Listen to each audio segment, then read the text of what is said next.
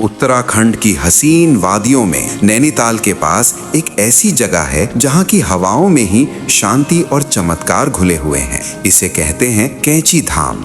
लेकिन क्या है इस जगह की असल सच्चाई और कौन थे वो दिव्य पुरुष जिन्हें दुनिया नीम करोली बाबा के नाम से पूजती है? चलिए आज इस रहस्य से पर्दा उठाते हैं। आखिर क्या है इस धाम की रहस्यमयी शक्ति?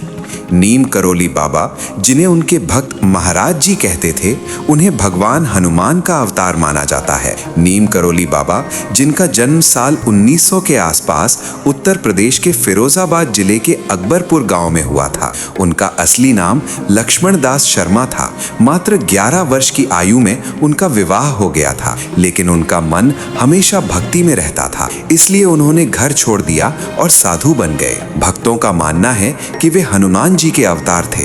कहा जाता है कि महाराज जी के पास अद्भुत सिद्धियां थी, लेकिन वे एक साधारण कंबल ओढ़कर रहते थे। वे कभी नहीं चाहते थे कि लोग उनके पैर छुएं या उनकी पूजा करें। वे बस प्रेम और सेवा का संदेश देते थे। एक बार ट्रेन यात्रा के दौरान उन्होंने बिना टिकट सफर किया। जब टीटी ने उन्हें नीम करोली गांव में उतारा तो बाबा शांत होकर प्लेटफॉर्म पर बैठ गए। लेकिन अचानक ट्रेन आगे नहीं बढ़ी जब तक बाबा को वापस ट्रेन में नहीं बुलाया गया।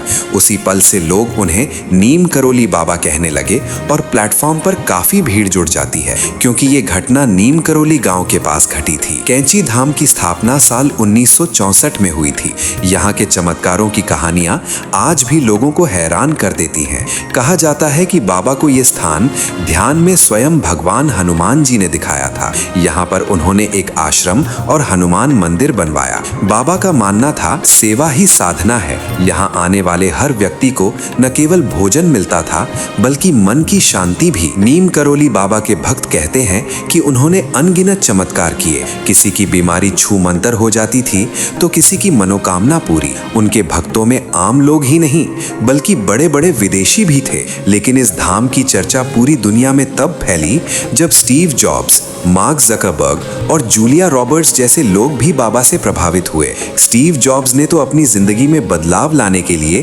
कैंची धाम की यात्रा भी की थी। बाबा कहते थे, सबका मालिक एक है। जब तुम दूसरों की सेवा करते हो तब तुम खुद भगवान की सेवा करते हो।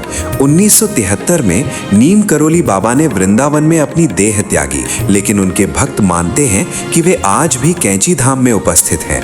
हर साल 15 जून को यहाँ विशाल बाबा बाड़ी मेले का आयोजन होता है। इस दिन देश विदेश से भक्त आते हैं और हनुमान जी तथा बाबा के चरणों में श्रद्धा अर्पित करते हैं। कैंची धाम आज सिर्फ एक मंदिर नहीं, बल्कि ऊर्जा का केंद्र है, जहां हर आगंतुक को शांति, सुकून और आत्मबल की अनुभूति होती है। जय हनुमान, जय नीम करोली बाबा।